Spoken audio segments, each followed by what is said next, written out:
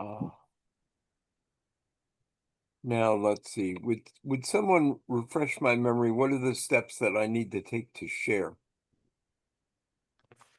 Well, at the bottom of the screen, there's a green thing that says share, and you press on it, click on it, Okay. and then all of the things. Share sound. Okay.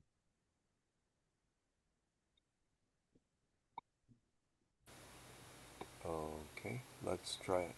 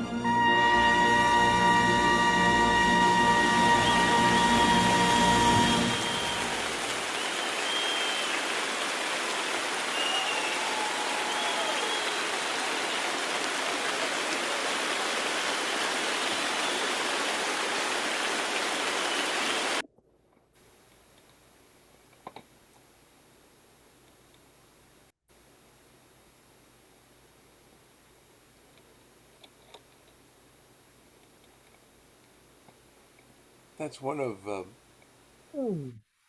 that's one of today's great trumpeters, Tina Ting Helseth. And I had a lovely 1 minute 50-second piece by her queued up to play for Prelude. Those of you who arrived late didn't hear me say that I'm trying something new tonight. I want to have a musical prelude. And instead, this 4.5 minute piece played with her playing the trumpet with Andre Rieu when she was 13 years old.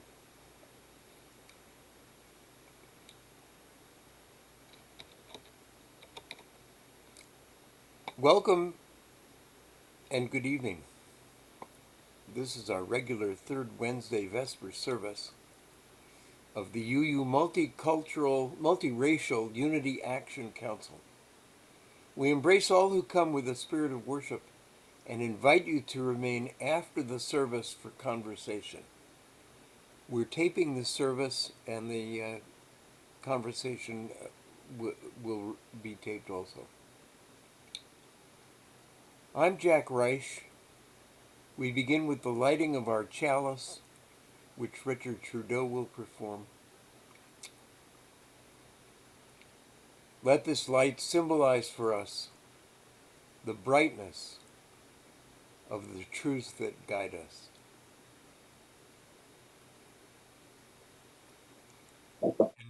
And now some announcements.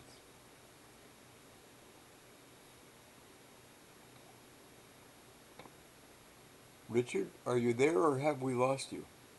I'm here, but it takes a second to do this. Yes. Our next service is September 17th. Our preacher will be Dr. Matthew Shear. His sermon title is called Church of the Free Spirit. And he writes, "What shall we call a true liberal religion? I contend that labels from past centuries will not do in our time. In this service, I will explore concepts I've come to believe are essential to a workable intersection of liberalism with religion and society." Also, while we're doing announcements, I want to point out that the UU Multiracial Unity Action Council has recently published two books. One is a compendium of articles from our journal from the first 7 years of our journal, which is called The Arrow. And then more recently, we've published a book by our founder, Reverend Dr. Finley Campbell, called Neo-Racism. And I guess that's it.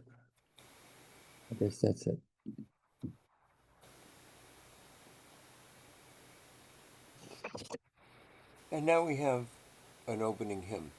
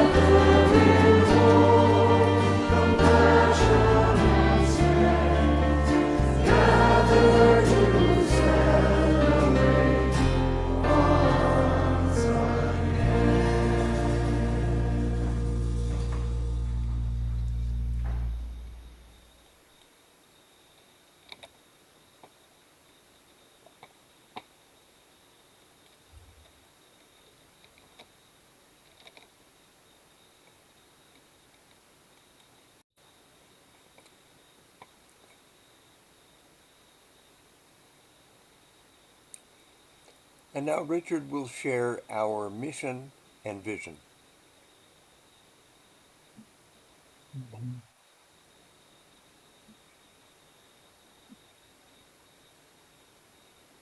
We envision our congregations, associations, and communities as not being colorblind, but color appreciative, as judging and treating people by the content of their character, not the color of their skin, their cultural heritage, or other identifier, and as treasuring diversity in the context of Martin Luther King's beloved community.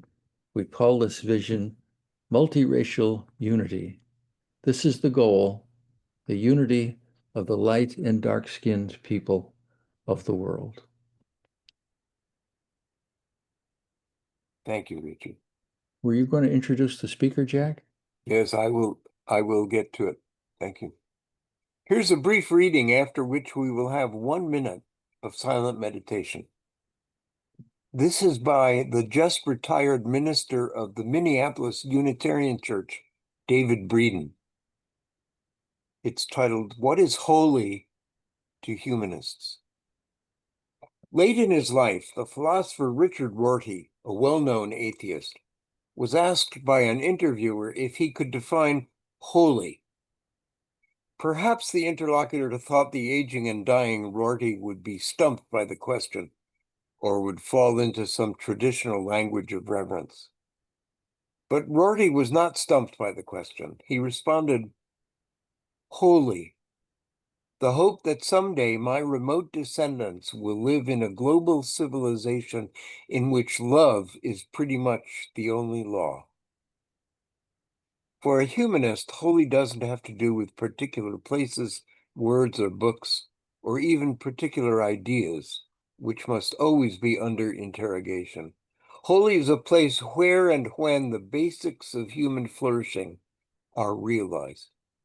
Among these basics are the inherent worth and dignity of every person, a world community that stops the battling between between clans, tribes, and nations, and respect for the planet and its creatures. As the Reverend Scott Alexander wrote, "In a world with so much hatred and violence, we need a religion that proclaims the inherent worth and dignity of every person." And now let us have silent meditation for 1 minute.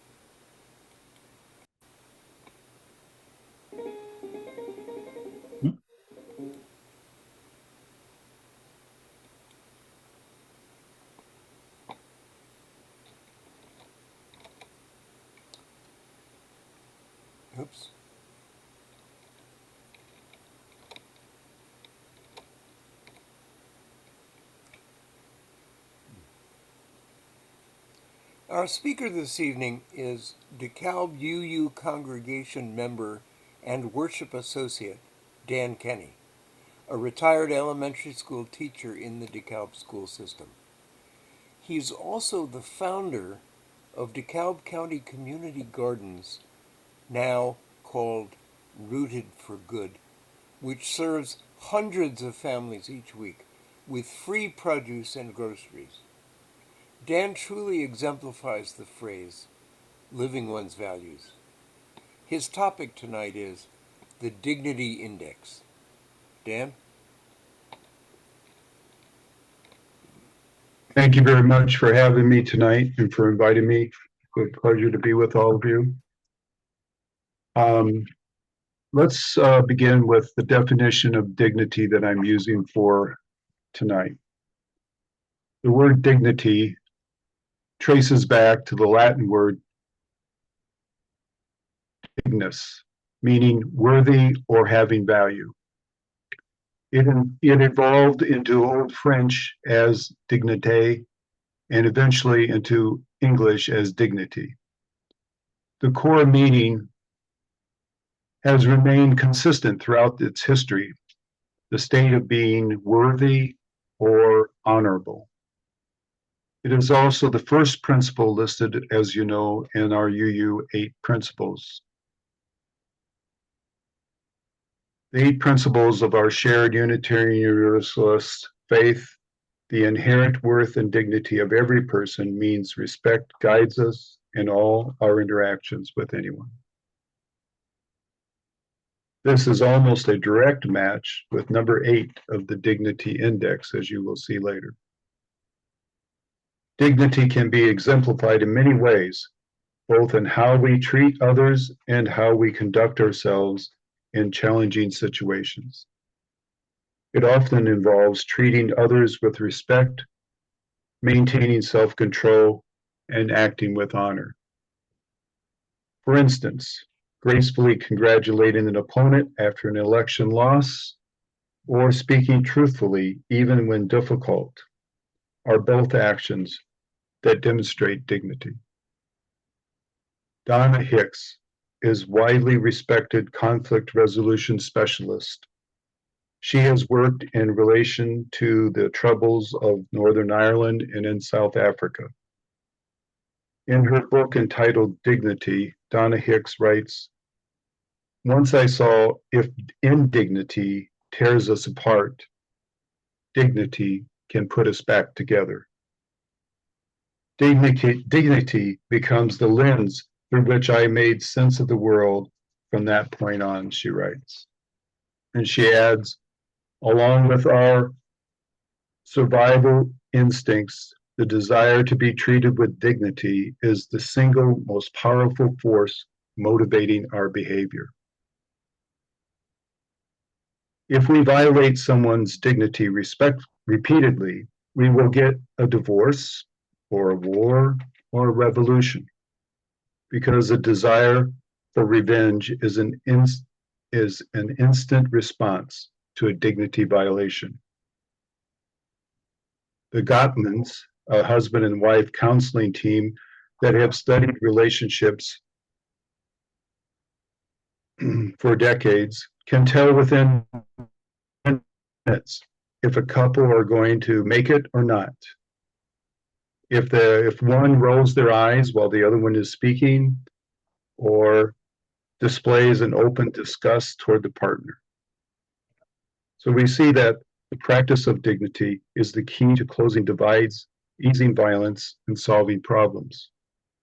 America, as we all know, is very divided right now. However, that has always been a part of our culture since our start. It is an expected condition almost of democracy. What matters is not that we disagree, but how we conduct ourselves in disagreement. I believe we are in the midst of a cultural and spiritual crisis.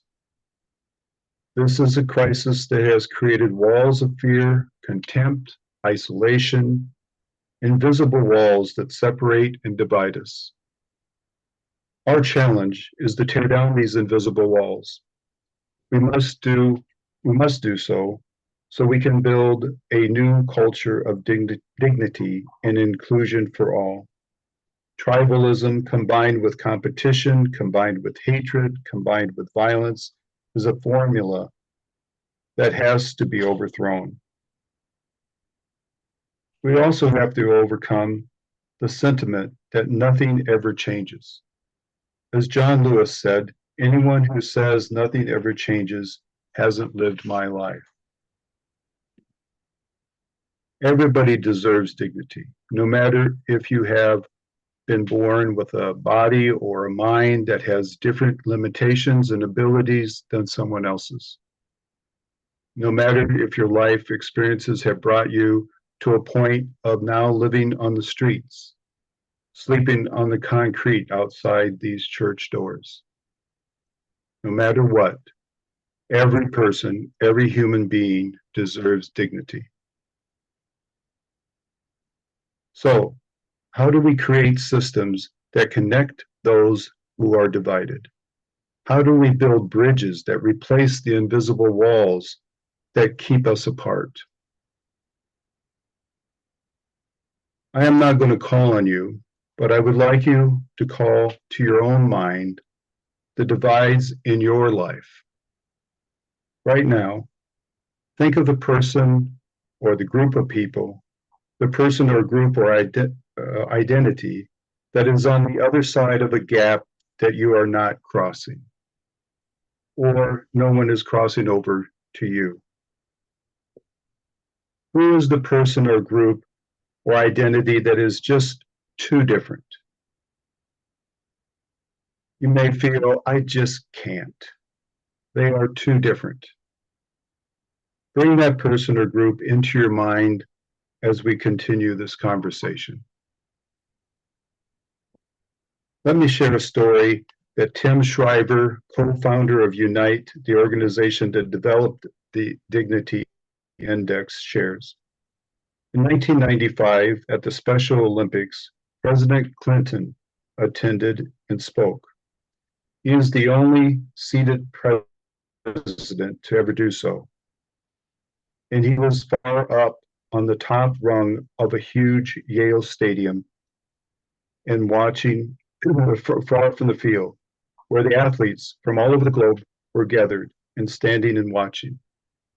And being 1995, they were all given these single-use cameras. You remember those little cardboard type cameras that we used to use in the 90s? A professional photographer who was on the field observed this group of athletes from Africa. All had their cameras turned backward. He realizes that they have never used a camera before. So he went over to them and said, "You are holding the cameras the wrong way to take a picture. You have to turn the camera around like this." They said, "Thank you. But when you hold it this way," they said, "the viewfinder backwards like this, it allows us to use it as a telescope and we can see him clearly." Lesson one, we get it wrong. We misjudge, we assume. Think of that person on the other side of the divide in your mind. Are you sure they are really so different from you? Lesson two, be brave. Before every Special Olympics begins, these words are spoken. Let me win, but if I cannot win, let me be brave in the attempt. Think things don't change? Think of this. In 1968, there were 200,000 people in institutions in the United States, behind 14-foot concrete walls with barbed wire. Not because of crimes they had committed, but because they were born different. Today, most of those institutions are closed and nearly completely empty. We can change. Arthur Brooks, author of Love Your Enemies, wrote, "We have a cultural addiction to contempt, an addiction abetted by the outrage industrial complex, and it's tearing us apart. If we want to solve the polarization problem of today, we have to solve the contempt problem." This did not come about by accident. I don't have time to go into it completely, but basically there is a business model designed to make you afraid of people who are different from you, systemically pry families apart. That's actually the goal. When you pick up your phone and you scroll and you stop on an image or a post of someone who is spreading anger, hatred, or contempt, you're paying that person who is the purveyor of that anger and hatred and contempt. And the more you and I pay by pausing on such posts, the more we pay, the more the business model works. It's not an accident, it's a design. And of course, as we know, contempt incites violence. Amanda Ripley, author of High Conflict, writes, "Contempt has become the language of political speech in America, and the rise of racism, anti-Semitism, and violence are evidence."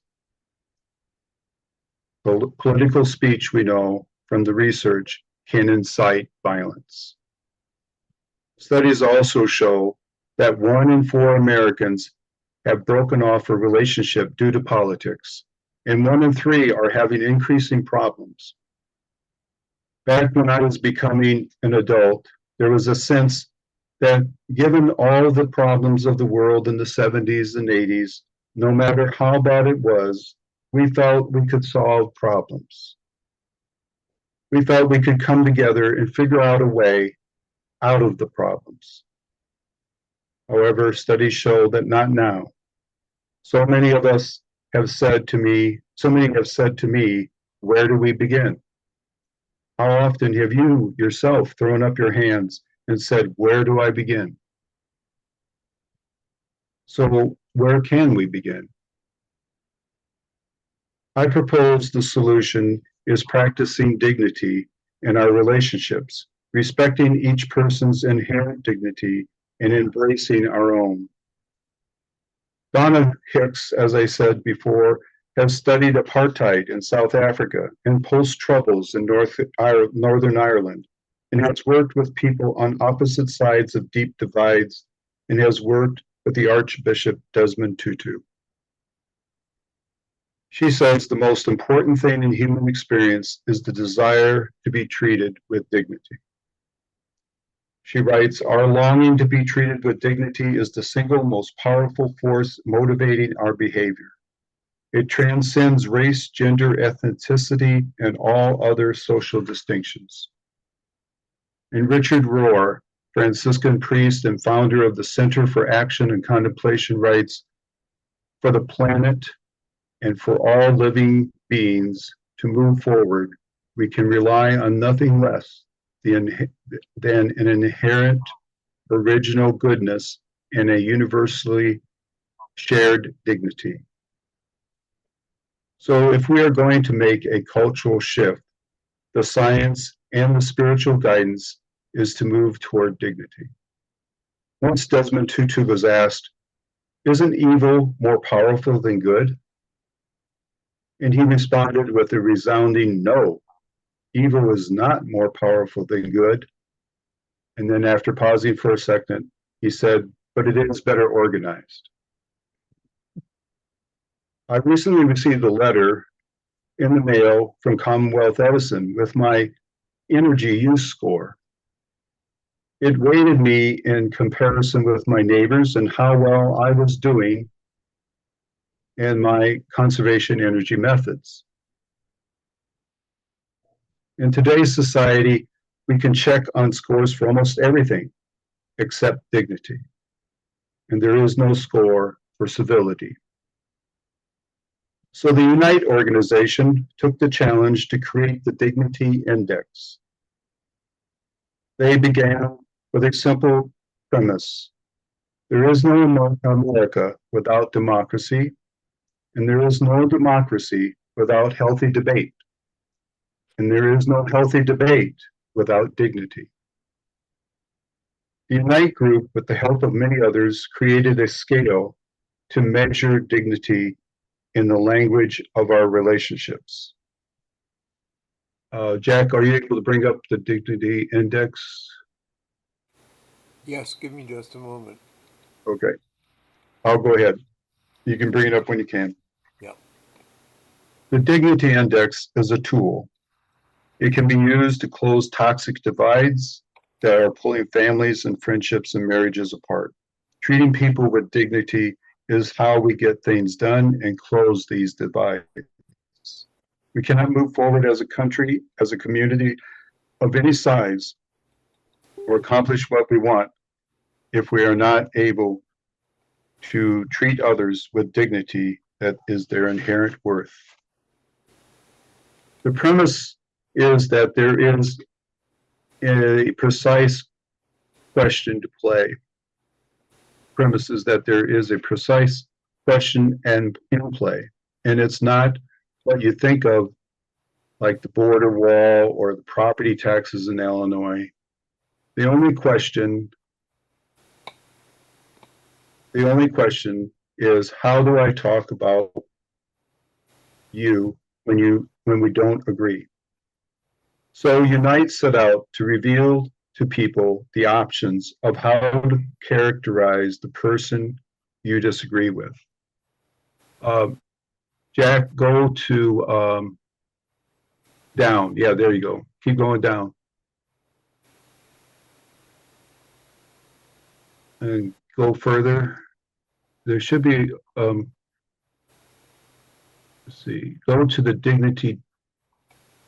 Well, that's okay. So these are the 8 levels of the dignity index that Jack is scrolling down through at the moment. At the bottom, number 1 is the feeling that the people that are on the other side of that gap, that divide in your mind that we were thinking about with who you are divided from. Number 1 says that they are not even human. They're animals, they're dogs, and unfortunately, we can see a lot of number 1s all around us today. As you move up the index, you start to see a slight tempering of hatred and contempt to the top, where we find the best in ourselves when we seek the best in others, no matter what. So let's try a little pop quiz. Here are 2 statements. Here's one statement. Look at the indexes in front of you, and we'll do the best we can with what we have here. And let's score these statements. We, the people, are obliged to take responsibility ourselves and wipe out this scum. That was stated in 1992 by Leon Mugesera of Rwanda. How would you score this statement? A 1 at the bottom, or an 8, or somewhere in between? Anybody want to say anything? That's okay. We can't see them very well. So 1, of course, is where this statement is. It's level 1. It escalates from violent words to violent actions. It's a combination of feeling the other side is less than human and calling for or proving violence. We can look at statements in the news today and find statements that are dangerously close to this statement. Let's try another. There's a greater satisfaction in respecting our differences, but not letting them prevent agreements. The times when I was involved in even a modest way with working out a bipartisan response to a national problem or a threat are the proudest moments of my career, and by far the most satisfying. Spoken by Republican John McCain. The score for this one on the index would be a 6. 6 sees it as a welcome duty to work with others, with the other side, to find common ground and to act on it. Here's another from Democrat Hillary Clinton in 2016. You know, to just be grossly generalistic, you could put half of Trump's supporters into what I call the basket of deplorables. They are irredeemable, but thankfully they are not America. How would you score this one? The index would indicate that this is a 3. Level 3 attacks the other side's moral character, not just their capabilities or their competence. We're the good people. They are the bad people. And they do not think that they are saying what they are saying is in contempt, because in principle, they think what they are saying is that they are the bad people. Sort of like, isn't it obvious? One final example for us to score is there are times, this quote, there are times when I look at some of those who are described as monsters, and I honestly believe that there, but for the grace of God, go I. I have visited child soldiers who have committed acts of nauseating depravity, and I have recognized in each of them a depth of humanity that was a mirror of my own. Desmond Tutu. What do you think? That's an 8. An 8 can see themselves in every human being. They refuse to hate anyone and offer dignity to everyone. Desmond Tutu doesn't say he condones their behavior, nor does he agree with what they did. Doesn't say they shouldn't be in prison. He simply says, I see in you the same humanity I see in myself. Now, there will be those who say this is all good here in this sanctuary, but it is not realistic outside these doors. But that does not have to be true. It depends on you. It depends on all of us. Are we willing and brave enough to put it into action? What has been experienced so far by those introduced to the index, or the idea as a tool, have found it to be electrifying. They have felt energized by it. People have found in this a clarity that enables them to understand themselves and what is happening around them. Most people want to use it for their families and friends, not for politics. Also, it has given people a sense of agency. Remember all those national surveys that find so many feel they are stuck, that they don't know what to do to close the gaps. So in summary, here are the building blocks for a new culture. Admit we get each other wrong. Build bravery. Name the problem, contempt. Welcome the solution, dignity. Measure, manage, mobilize. This is an opportunity to grow a grassroots movement around dignity. It is something that does not have a Democratic or a Republican skew. It crosses all religions. It is built on human right, a birthright, something we all need and all desire, to be treated with dignity. I hope you will consider taking some time to reflect on what has been said. Go to the dignity.us website. Consider taking the Dignity Pledge and join the effort.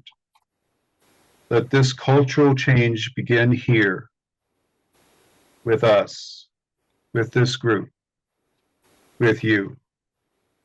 May it be so. Amen. Mhm.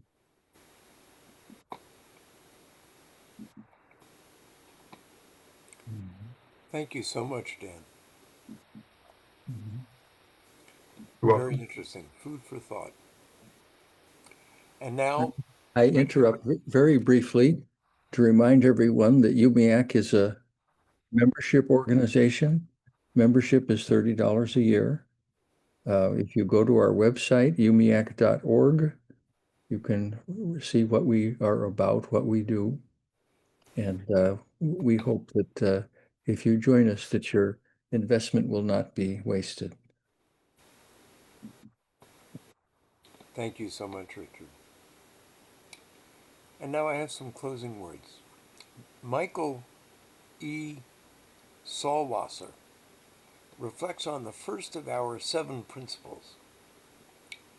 He writes, "We, the member congregation of the Unitarian Universalist Association, covenant to affirm and promote the inherent worth and dignity of every person. We promote the first and most honored principle of our association by opening our pulpit to all. We affirm the dignity of every person when we value their thoughtful and heartfelt opinions enough to provide a forum to express them." And now we extinguish the chalice. Our service is ending. As we extinguish the chalice, symbol of our faith, we recall the words of the late Reverend Elizabeth Sully Jones.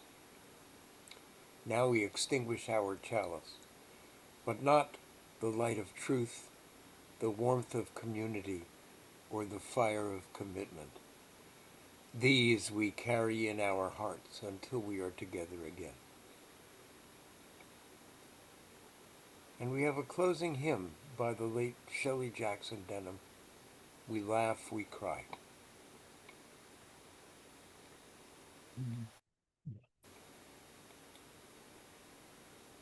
Okay. I know I can do this. I have to press the right buttons.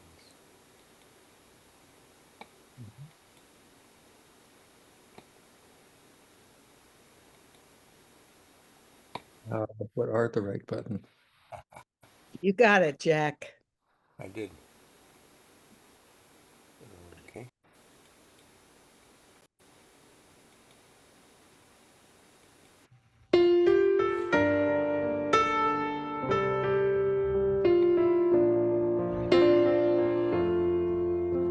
We laugh, we cry, we live, we die, we dance, we sing our song. We need to feel there's something here to which we can belong. We need to feel the freedom just to have some time alone. But most of all, we need close friends we can call very own.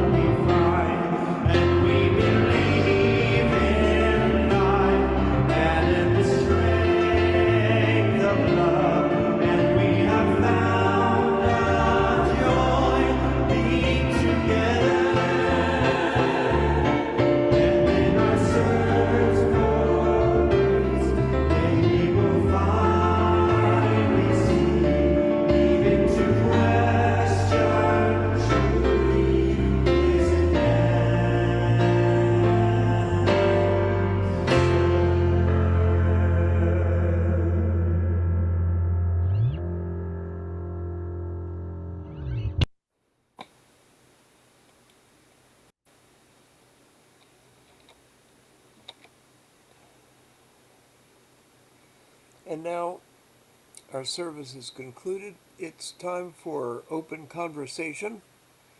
Let me remind you that we're still taping. And have at it. I've got screen share available in case you want to see any of the 8 stages again. Just let me know. Richard's got his hand up first. I just wanted to say, Dan, I've never met you before. That was a wonderful sermon. Thank you. Thank you. Thank you. David?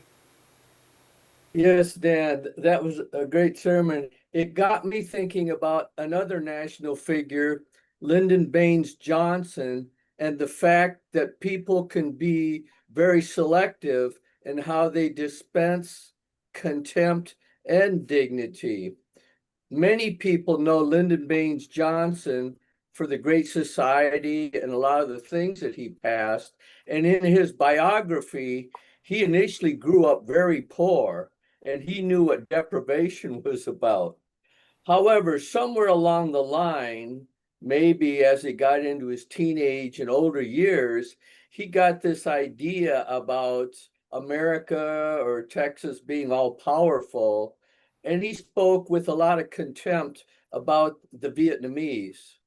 And he thought American technology and power, he had one quote, well, we're going to bomb them back into the Stone Age. And somebody said, well, I think, Mr. President, they're already there. And he didn't realize how resilient those people were.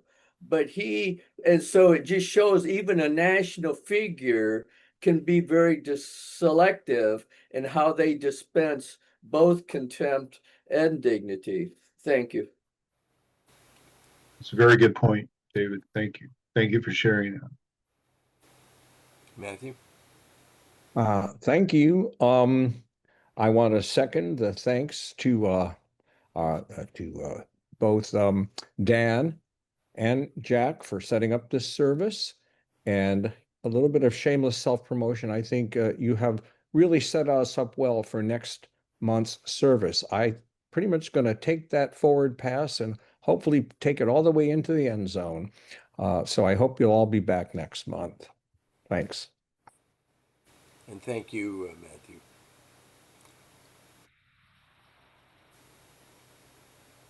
Well, seeing no hands up at the moment, I want to make a comment. Dan, I'm so glad that you introduced us to this concept and the Dignity Index, a way to operationalize what we think of and regard as our principles.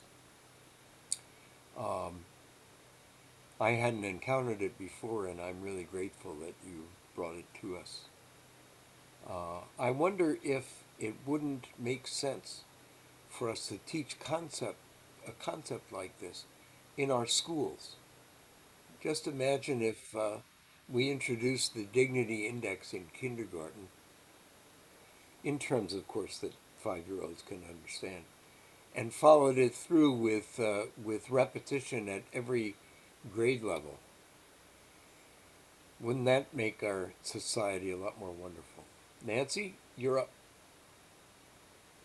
I just wanted to say in response to that, Jack, is that several universities are using the Dignity Index now at universities. I haven't heard of any public schools using it yet, but that's a good point. Sorry, go ahead, Nancy. Thank you, Dan.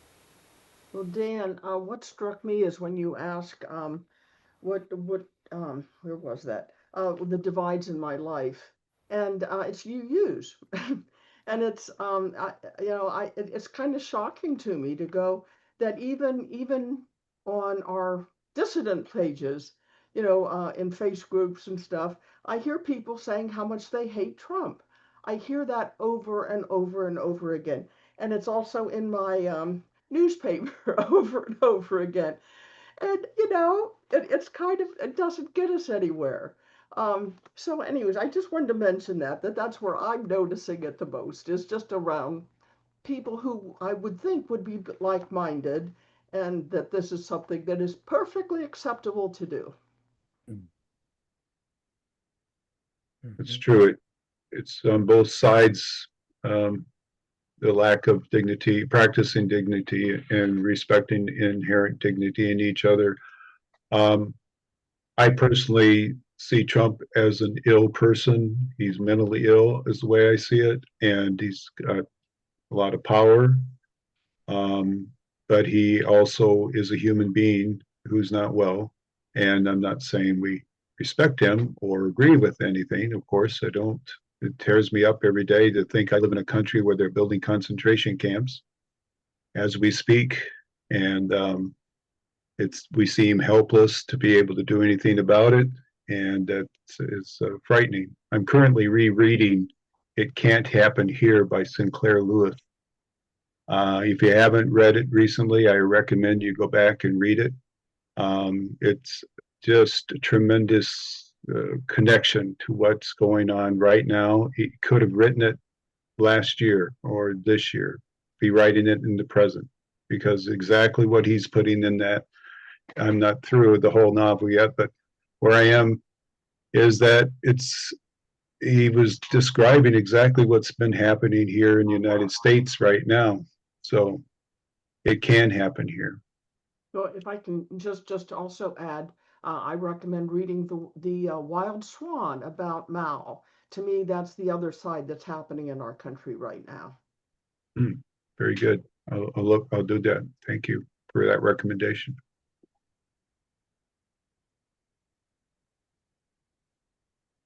So I so much appreciate the sermon. And this was the first time that I've seen the Dignity Index as well, although it corresponds with some of the other researchers and literature I have read about respect and trust and so on and so forth. I think you mentioned Gottman or alluded to Gottman in the early part of your sermon. The thing that I'm sitting in tension with is there are certain kinds of things that also need to be denounced. Things like the Holocaust, or things like ethnic cleansing, things that can be even much more personal than that. Someone who has been raped and who is talking about the person who raped them. How do we engage with both what needs to be denounced as well as the dignity index? Because, for example, with to utilize rape, that is not considered for sure a mental illness. That is a form of power. It's a form of taking power from someone. It is been used for a long time in war. So how can we say that it is a mental illness, and how can we denounce this kind of behavior that allows one person to take the dignity from another person? I think you always do denounce the behavior that's inhuman behavior to other people. I think about what Desmond Tutu said when he visited the child soldiers in prison, and knowing that they had been involved with such things as rape, killing, dismemberment, so on, that even with them, he recognized that they are human. They still are human beings, and that they share that connection. But he did, of course, denounce everything that they did that was of depravity. So I think that that's the best example I can use of how to respond to that. But I think that's a very, like you said, to sit in intention with that and to think about that that's a tough one. Very good point that you brought that up. Thank you. There are 4 hands up at the moment, but I believe Marie Cobbs was next. Marie? Yes, on the question of dignity and Trump, I think the most important thing is not to attack the person, but the policies that's making things so bad. I think that we should all consider each other as human beings who were born with the inherent worth and dignity. But that doesn't necessarily mean that they're going to do all the things that's positive, and they have to be held accountable for what they do. This doesn't say that he's not a human. And all the other atrocities that all the other people have committed, they are not human, but the acts that they have done are the things that we have to make sure that they are accountable for. And Yes. thanks so much for the dignity index. I really, want to look at that much closer. Thank you very much. And you'll You're easily welcome. find it, by the way, online if you just do a search for Dignity Index. Okay. It's right up. Let's see. I believe Ellen LaRue is next in line. Ellen? Hi.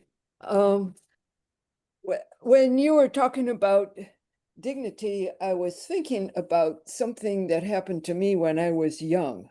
I took a Master of Arts in Teaching course, and I had a professor who said something that's like carried with me over the years. And then I forget who brought it up, but somebody was saying that this can apply in schools. But what my professor said was he recommended that we should respect, approach our students with respect. And what he said was, you can find something in everyone that you can respect. You might have to look for it, but it's there. And that has really, that concept has really helped me through the years. And I believe it's true. And frankly, I think for myself, I'm not a particularly good person. So when people say you should love everybody, I find that very difficult. But I can find something to respect and go from there. And then it turns out that if you find that thing and you remain in contact and go with that, love can develop. But even though you might not be a person that goes and loves people from the get-go. So I think respect and love are the verbs that go with dignity, which is a noun. I like that. Thank you, Alan. Thank you. Denise Tracy. Thank you, Dan. I live in Elgin. We're neighbors. I keep waiting to be invited to preach in DeKalb, and it never happens. So anyway. It happens soon. We're in between ministers at the moment. Oh, all right. Okay. Yeah. I was thinking I wanted to bring this closer to home for me. I joined the UUA when I was 21 years old, and I was in my first year of theological school. And I felt quite other, and I felt that I did not have a lot of respect or dignity at the time, and worked for years to adopt the principles and purposes which I thought did very much this, gave this idea of dignity and equality to everybody. I find myself now, after 50 years, feeling once again that I feel on the outside of the UUA very much. And I'm trying to figure out it's like with NAWA and the different groups that have now moved outside, and I think it's because of lack of respect and lack of affirmation. What do we as folks do to stay in community, to stay in communion with a faith that may not respect us and uplift us in a way that I think is important. I don't mean to be specific, and I realize I could get in trouble because this is being taped. But it just seems to me like the reason that we have this worship service is because we keep talking about these issues and how to make things better. And I'm wondering if any of you have ideas about how we can make things better. Matthew, you're holding up your cup. I can't read it. It's made for mice. So I don't know if that's a helpful way of articulating or asking the question, but it's what has landed on my heart and mind. My cup says to someone who is outstanding in the field. That's all. Thank you, Denise. Very, very. Thank you, Denise. And maybe Matthew can pick that up next time. And Holcomb. Well, I think we're on a journey. I think we're on a journey of discovery and trying to find a way to be at home in a place that sometimes isn't comfortable. Again, stay tuned for next month's service. Okay, I guess I'm up next. So this is Al Lindrup. It shows Ann Holcomb there because we came in through her the link that was sent to her by email. I couldn't find mine. So anyway, I think the point that Marie made and others have made also is important to distinguish between acts and policies and the individual and their basic humanness. I mean, no matter even if it was Adolf Hitler or so forth, if he hadn't killed himself, giving the person the dignity of having a trial and having the evidence presented before whatever consequences of law, probably a death sentence is handed out is a way of showing dignity, even to somebody who has done things that, we would most people would disagree with. And so I think you have to distinguish between policies and the innate individual. I do appreciate Dan's introducing this dignity index to us. One thing I'm planning to do at my own home congregation, which is in Park Forest, Illinois, is we have a monthly series on things relating to Unitarian Universalism. And one of the themes I'm going to have in those forums this year is basically opportunities for people to discuss the 7 principles, obviously starting with the inherent worth and dignity of every person, and to express themselves as what it means to them. And, I will, in addition to expressing my own views, I will, introduce your dignity index as something that people may want to take a look at. But, individuals have different emphases and understanding sometimes about principles, even though we can read the same words, we sometimes have different thoughts about them. And so I think it's a good opportunity to take them one at a time and kind of discuss them over the course of the year, roughly that time. So that's just, something worth that I'm planning to do. So enough said from my corner. I got back to Jack. Thank you for sharing that, Alan. And I think that's a great idea to do that. Sounds very good. Good. Now I get to call on myself. I want to respond to something that some of you have raised, and particularly Nancy. It behooves us, I think, to remember that Trump is, of course, an individual with pretty unique characteristics and capabilities, but he's also at the head of a movement which some journalists are calling Trumpism. And it's worth noting that according to the recent polls, some 85%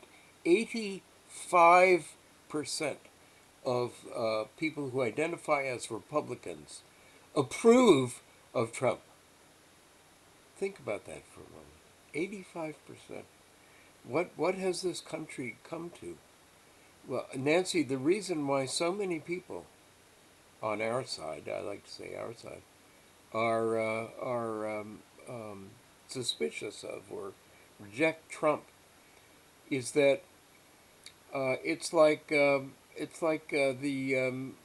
in the days of the civil rights movement, the freedom riders and so on, who sat at lunch counters and got beat up by thugs, by white thugs, and endured it because they were operating from a philosophy of nonviolence and love your neighbor. I couldn't have done it. Um, I'm afraid I'm not that altruistic. But when it's one thing to love others and to forgive people who hurt you, but it's another thing to love them and forgive them while they're still hurting you. And that's the problem with Mr. Trump. That whoops, the program says it's going to lower my hand. Go ahead. I don't need my hand up. So anyway, the point I want to make is just this: that there are too many people in our society who resonate to the values of fascism. Just as it's astonishing to me, utterly astonishing to me, as a Jew, that the Israelis are behaving the way they are toward the Palestinians. Utterly astonishing. And of course, the value of the tradition that we call Judaism is demonstrated, I think, by all the people in America and elsewhere who are demonstrating against Israel's actions in the Middle East. But it's still incomprehensible to me how the descendants of a people who endured the Holocaust could be behaving this way toward other people. If it proves anything, it's that hate is still a universal and very powerful force among humans. And it would behoove us to examine our educational institutions and see what could we be doing in our schools to bring people up with a more other-centered and loving perspective on things. Nancy, your hand is back up. Go ahead. Yeah, I'd just like to respond. When you say 85% are approving of what Trump is doing, I think that's really important to find out why. And what is it that they read? What is it that they believe? And because what I'm finding is that the media is so skewed, it just depends on what you read and what you think is happening. And so I'm basically convinced that most UUs are misinformed at this point. And, and I don't blame anybody. I just kind of say, hey, it's really hard to figure this stuff out. But so I don't condemn UUs for, to me being very, very hateful. But I just go, hey, you need to find out what these 85%, what they're reading, what they're exposed to, why they think this. These are good people. There's something else going on, and you need to find it out. So, I mean, I can point to several issues that I'm totally behind what Trump has done. So I look at the issues. I don't necessarily like the way he's going about things, but just a basic thing of rule of law, and which he's pushing all over the place. We need to talk about that instead of just saying he's wrong, I hate him. That doesn't get us anywhere. Thank you, Nancy. Matthew. Thanks. I think this may help answer Nancy's question. In my view, what got Trump back in the presidency falls under the term backlash, which has come up in response to several movements in the history of this country. Susan Faludi wrote a book by that title in 1991, talking about the backlash against the women's movement, for example. In my view, which I won't have time to talk about next month, though, this comes from the difference between how ideals are tried to gain into the culture, society, and government, particularly in this country, and whether they follow a model that, not to get too theological here, follows a model more from liberation theology than what's known as process theology. And process theology merely understands that it takes time to move public opinion. There's only so far you can stretch it in one moment in time. And so, as frustrating as it can be to gradually do change, it produces a more consistent progress over time than swinging for the fences, as they might say in baseball, only to have a backlash such as this undo it all in short order. I think most Americans have traditionally favored progressive change that falls within a broad definition of liberalism. Thank you. I think that's enough.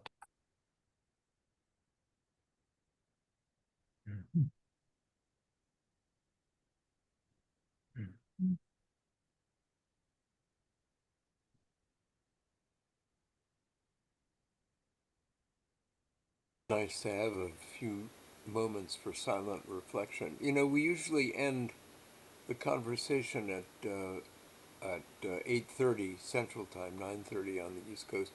So we have a quarter of an hour left. Are there any more opinions to be heard or thoughts to share?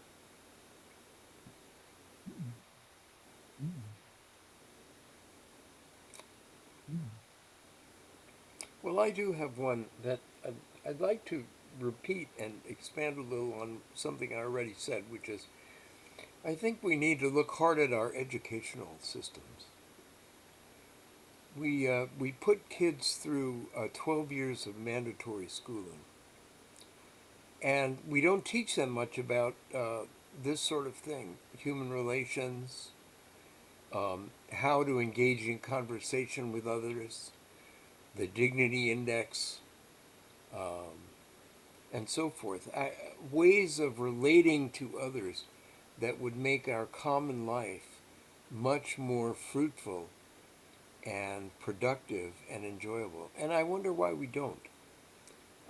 But certainly it seems to me that we need to take a good hard look at what we're teaching our children, what we're requiring them to learn, and what we're not requiring them to learn. It's astonishing to me, for example, that we ask high school students to study trigonometry and geometry and algebra, but we don't give them any instruction in the stock market or investing or how to manage your own money. That seems to me exactly backwards. And it's like that in a lot of different areas of knowledge and understanding.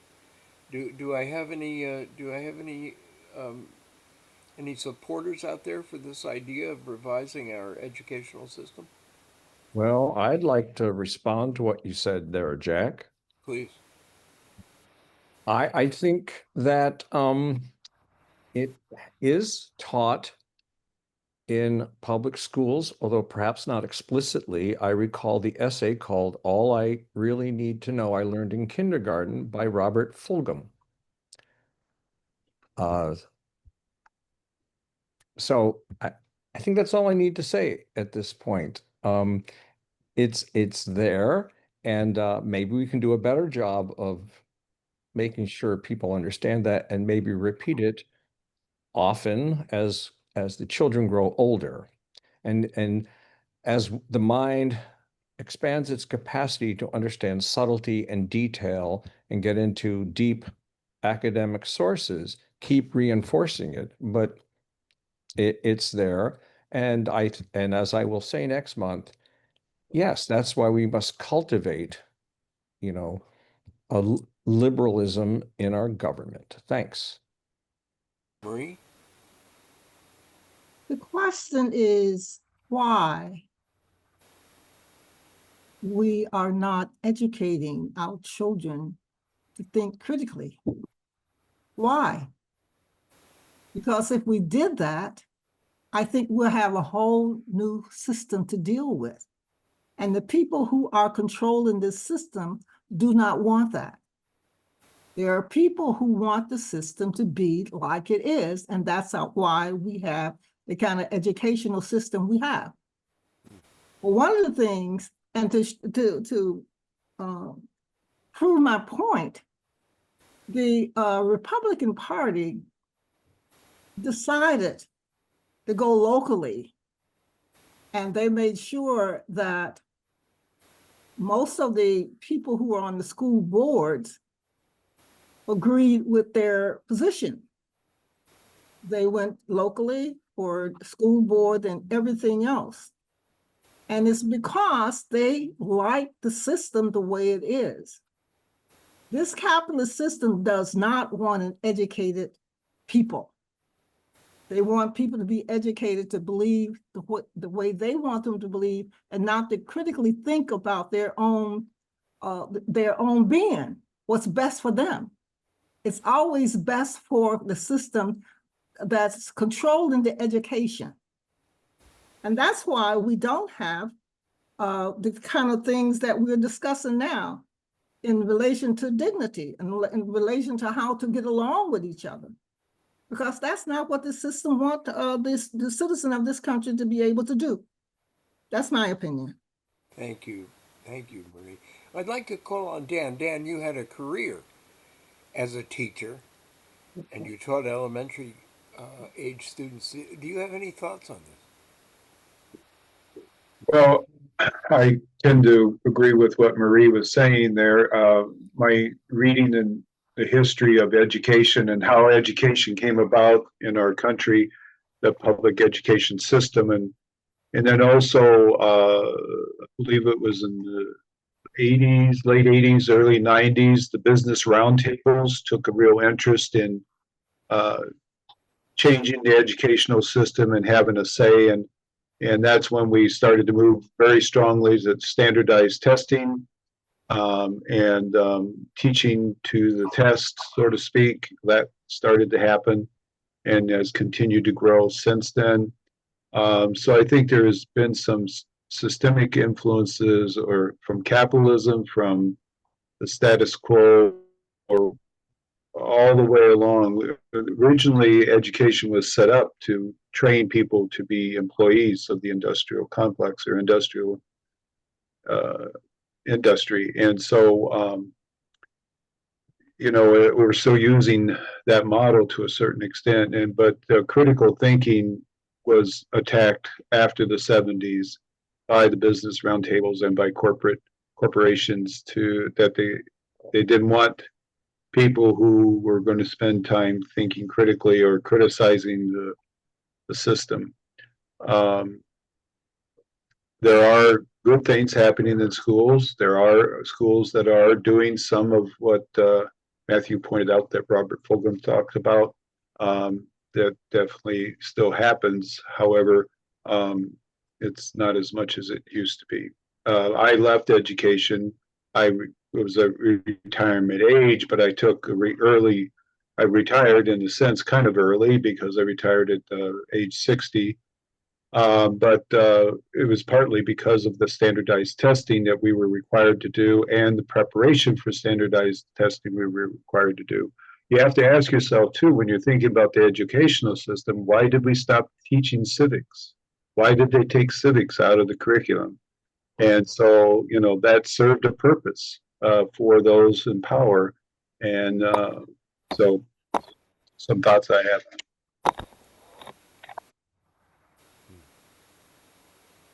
have. Matthew.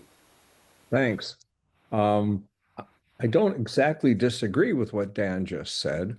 However, my concern about civics has to do with, from what I've seen of civics curricula, they teach ideals, but not how those ideals are actually put into government through the electoral process. And I think in part, that's what's allowed the slide into where we are today. And of course, Jonathan Haidt and others have talked about the toxic effect of social media on all of this, wherein it is just taken to astronomical levels, the disrespect for expertise and fact-based knowledge. Charlie Pierce wrote about this in 2009. He called it Idiot America. And you know, if you look at who has the most followers on TikTok, at least the last time I checked, 9 out of the 10, their profession was either influencer or influencer/dancer. This is not a good guide to government. Merely having followers doesn't make you right. And we should never forget the fourth principle of Unitarian Universalism. I'm sorry, it's no longer the fourth principle of Unitarian Universalism. It was struck from the bylaws, and I'm sorry Denise Tracy left, because she would attest that hell no, it does not exist side by side. She was explicitly told no. I know every time I digress, I forget some other important point, but nope, sorry. You'll have to wait till next month to hear the rest of that. I apologize. Or 5 minutes from now. We're up against a hard break, Jack. It's time for the lightning round of final comments. Yes, indeed. Ellen put a note in the chat.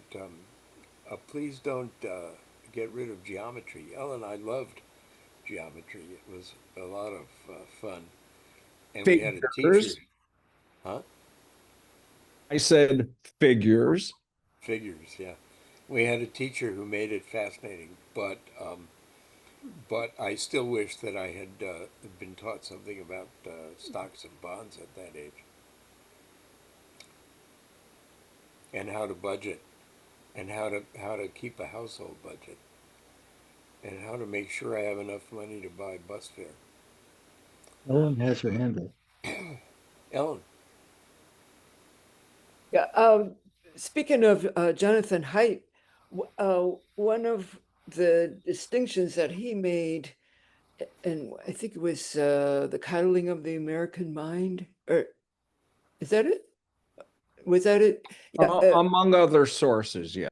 Okay. He said he said that the new culture that we have is what he described it as a victim culture, and the kind of culture that most of us grew up with was, he called it the dignity culture, and I thought that was kind of an interesting distinction.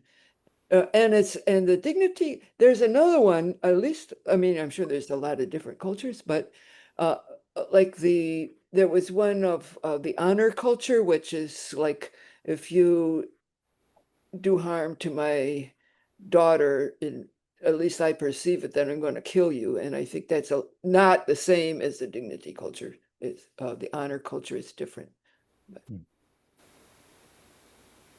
I just put in the chat a reference to an essay Haidt wrote in The Atlantic some years ago. And I don't know if Richard was going to say this, but there is a way to save the chat. So if you want to save those references, now might be a good time to do so before we end this broadcast.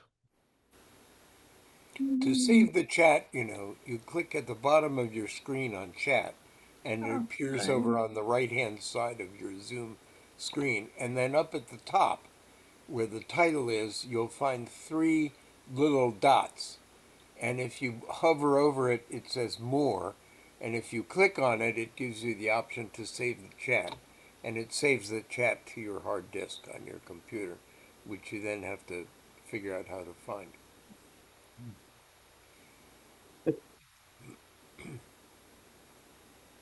Well, I want to say thank you to everyone for a fascinating discussion, for sharing your views, sharing from the heart. We don't all agree, and we never always agree. But I think this has been a good exercise for our spirits. Dan, I want to thank you again for a wonderful presentation. Thank you again for having me, and I really enjoyed the discussion afterwards too. And I hope to come back and participate again. Thanks. You know, our Vespers are open to anybody that wants to attend, whether you're a member or not, and we would welcome you. And you know, I had a thought. What if everybody who's still here, we have a baker's dozen left, if everybody who's still here spoke to one friend in the month, the 30 days before our next presentation, and invited them to participate and attend the Vespers. And when you get your link in the email, you can email it to your friend. Why, we would double our size overnight. Let's go for it. Right? Are we prepared to offer a toaster for those who bring the most people in? Toaster, that's a good I would idea. like a air fryer. I want the Instapot.